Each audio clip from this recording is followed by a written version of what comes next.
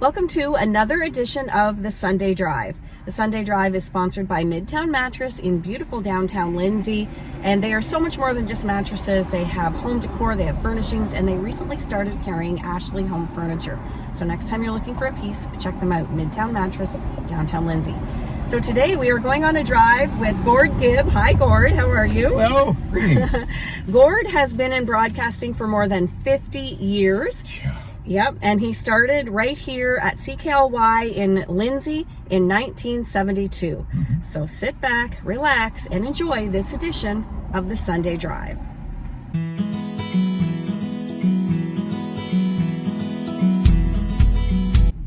So we're back with Gord Gibb, who has been in broadcasting for more than 50 years, started right here in Lindsay. We are at the old CKLY building in Lindsay. Gord, you had a really interesting story to tell me about how you got into broadcasting 50 years ago. Tell our viewers that. Yeah, when I was in grade 10, just across the road at LCVI, they had a radio club that they started, and I thought, well, I'll join that and see what happens. The radio station's right across the road.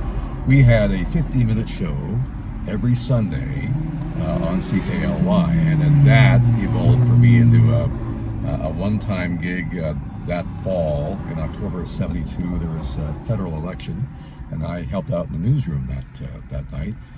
That evolved to a part-time job, evenings and weekends. I'm Gord Gibb reporting CKLY News. The second trial of Randy Robertson, who was accused in September of 1971. So this is the building where it all began. This is the wonderful, remarkable building. I love that place. I've only been in it once in 2018. I got a bit of a tour thanks to Dave Illman, who was here at the time.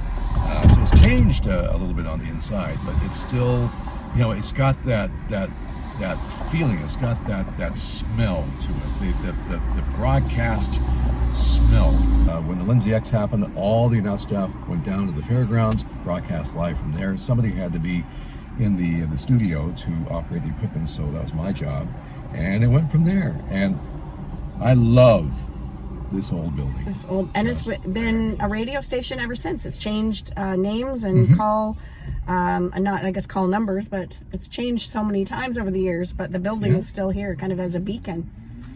Yeah, it really has. It's a wonderful place to have a radio station. It really provides that sense of community, you know.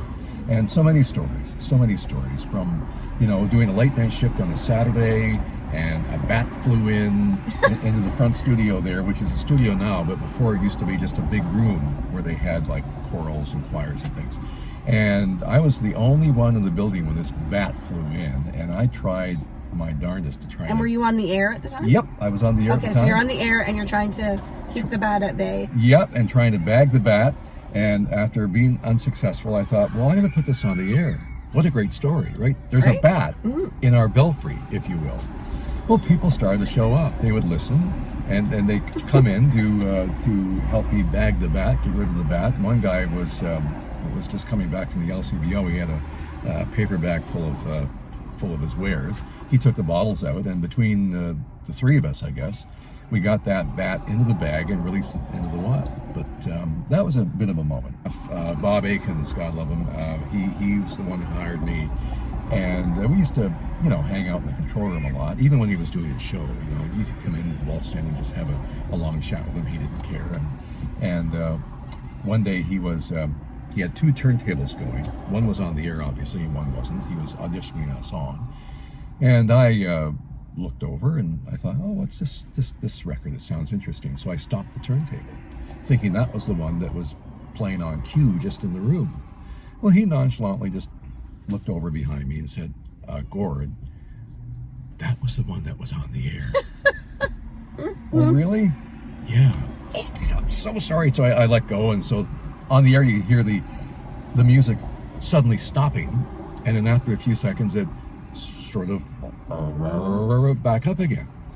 I was mortified, but Bob was just, you know, it was just Bob. It was fine. This stuff happens in small town community radio.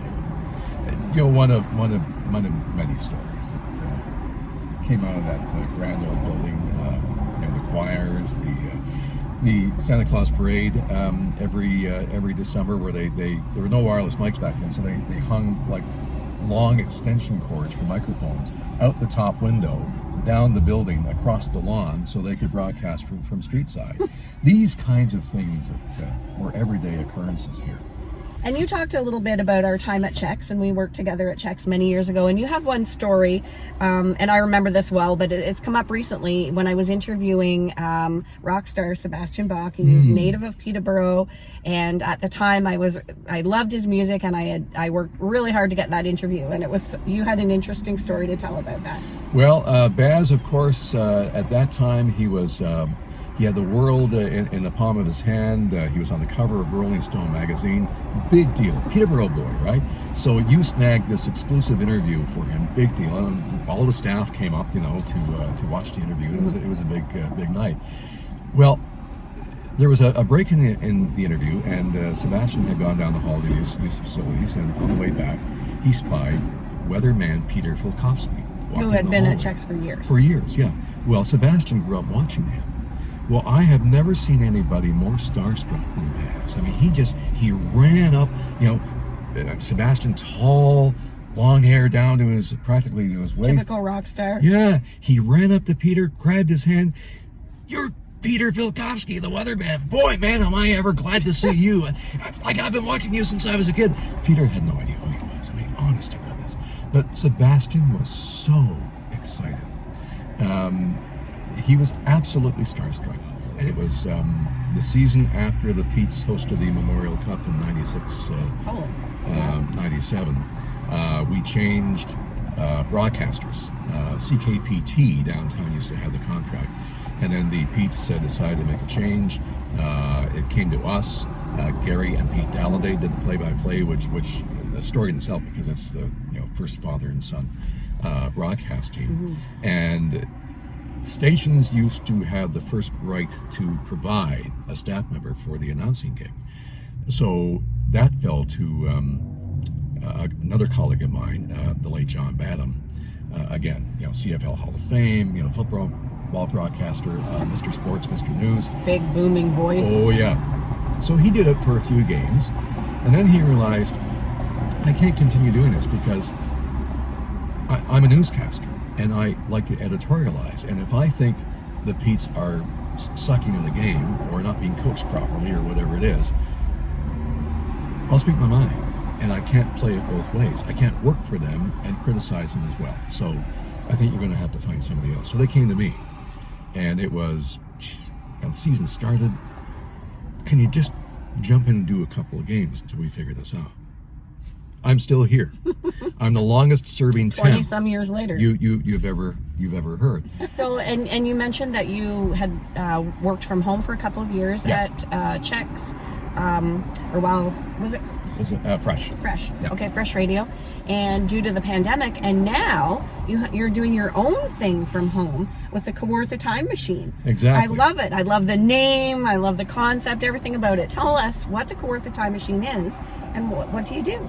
It's an internet radio station that came together quite by accident. Years ago, the radio station I worked at before Fresh, it was Chex, and it was Cruise as well, Cruise AM. And it was oldies for a long time, even after we made the move to FM.